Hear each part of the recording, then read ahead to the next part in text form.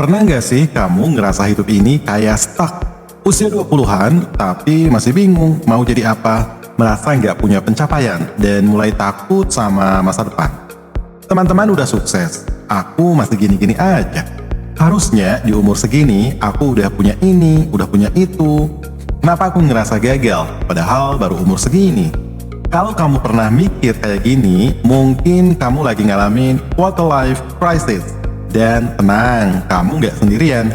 Banyak anak muda di luar sana yang ngerasain hal yang sama. Tapi kenapa sih ini bisa terjadi? Dan gimana cara kita keluar dari krisis ini? Tonton video ini sampai habis ya. Nah, apa itu quarter life crisis?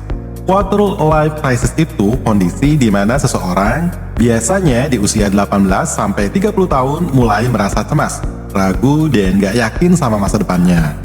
Krisis ini biasanya muncul ketika kita mulai sadar bahwa hidup itu nggak segampang yang kita bayangkan. Dulu kita pikir setelah lulus sekolah atau kuliah, semuanya bakal lancar. Dapat kerjaan yang bagus, punya karir yang sukses, hidup bahagia. Tapi kenyataannya nggak sesederhana itu. Banyak yang setelah lulus justru bingung mau kerja di mana.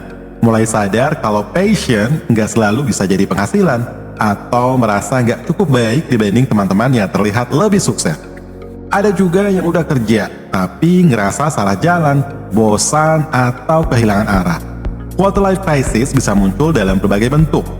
Yang pertama, kebingungan karir. Nggak tahu mau kerja di bidang apa, takut salah pilih jalan hidup. Yang kedua, tekanan sosial.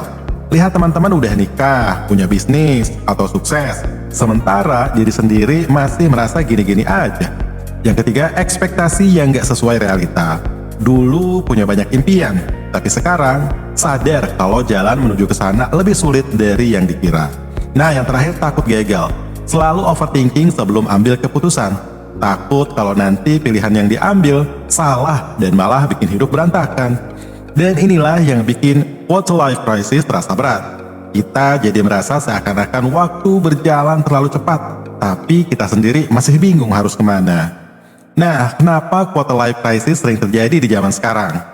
Kamu mungkin bertanya-tanya, kenapa sih anak muda zaman sekarang lebih sering ngalamin quarter life crisis dibanding generasi sebelumnya? Ada beberapa alasan utama. Yang pertama, media sosial bikin kita terus membandingkan diri. Dulu, kita cuma tahu perkembangan teman-teman dari cerita langsung. Tapi sekarang, tiap buka Instagram atau LinkedIn, kita disuguhin pencapaian orang lain. Ada yang baru dapat beasiswa, ada yang baru naik jabatan, ada yang bisnisnya laris, padahal kita nggak tahu perjuangan dibalik kesuksesan mereka. Yang kedua, tekanan untuk sukses di usia muda semakin besar. Kita sering lihat kisah anak muda yang sukses di umur 20-an, miliarder startup, selebgram kaya raya, atau influencer yang bisa beli rumah sendiri di usia muda. Ini bikin kita merasa, kok aku belum kayak gitu ya? Padahal setiap orang punya jalannya masing-masing. Nah, yang ketiga, pilihan hidup semakin banyak, tapi malah bikin bingung. Dulu, jalur hidup lebih sederhana, sekolah, kuliah, kerja.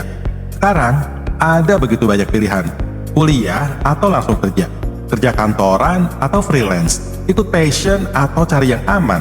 Semua pilihan ini bikin kita takut salah ambil keputusan. Nah, yang keempat, perubahan dunia kerja yang makin cepat.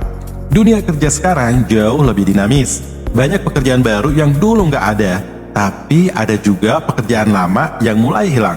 Akibatnya kita harus terus belajar dan beradaptasi, yang bisa bikin stres dan nggak yakin sama masa depan. Nah, kemudian gimana dong cara mengatasi quarter life crisis? Kalau kamu ngalamin quarter life crisis, jangan panik. Ini adalah fase yang hampir semua orang lewatin. Dan yang paling penting adalah bagaimana kita menghadapinya. Yang pertama, terima kalau nggak ada yang namanya jalan hidup yang sempurna. Kadang kita terlalu sibuk mencari jalan hidup yang paling benar, sampai lupa kalau nggak ada jalan yang benar-benar sempurna. Setiap pilihan pasti ada plus minusnya. Daripada terlalu takut salah, lebih baik coba dulu, sambil terus belajar dan berkembang. Yang kedua, berhenti membandingkan diri dengan orang lain. Kita semua punya timeline hidup yang berbeda. Mungkin teman kamu sukses lebih cepat, tapi bukan berarti kamu gagal. Fokus aja sama perkembangan diri sendiri, bukan hidup orang lain. Yang ketiga, ambil langkah kecil, jangan cuma overthinking. Daripada terus-menerus bingung, mulai aja dari hal kecil. Kalau kamu nggak tahu mau kerja di bidang apa, coba magang atau freelance dulu. Kalau kamu merasa stuck, coba pelajari skill baru atau eksplorasi hobi yang bisa jadi peluang. Yang keempat, jangan takut gagal. Banyak orang sukses justru mengalami kegagalan berkali-kali sebelum akhirnya berhasil. Daripada takut gagal dan nggak melakukan apa-apa, lebih baik gagal cepat dan belajar dari kesalahan. Yang kelima, jangan ragu untuk minta bantuan. Kalau kamu merasa terlalu overwhelmed, nggak ada salahnya cerita ke teman, mentor, atau bahkan psikolog. Kadang kita cuma butuh perspektif baru untuk bisa melihat masalah dengan lebih jernih. Nah, yang keenam nih, fokus pada progres, bukan kesempurnaan. Nggak ada yang bisa langsung sukses dalam semalam. Yang penting adalah terus bergerak maju, walaupun pelan. Setiap langkah kecil tetap lebih baik daripada diam di tempat. Nah, quarter life crisis bukan tanda kalau kamu gagal. Justru ini adalah fase di mana kamu mulai sadar akan kehidupan yang sebenarnya dan mulai mencari jalan terbaik buat diri sendiri.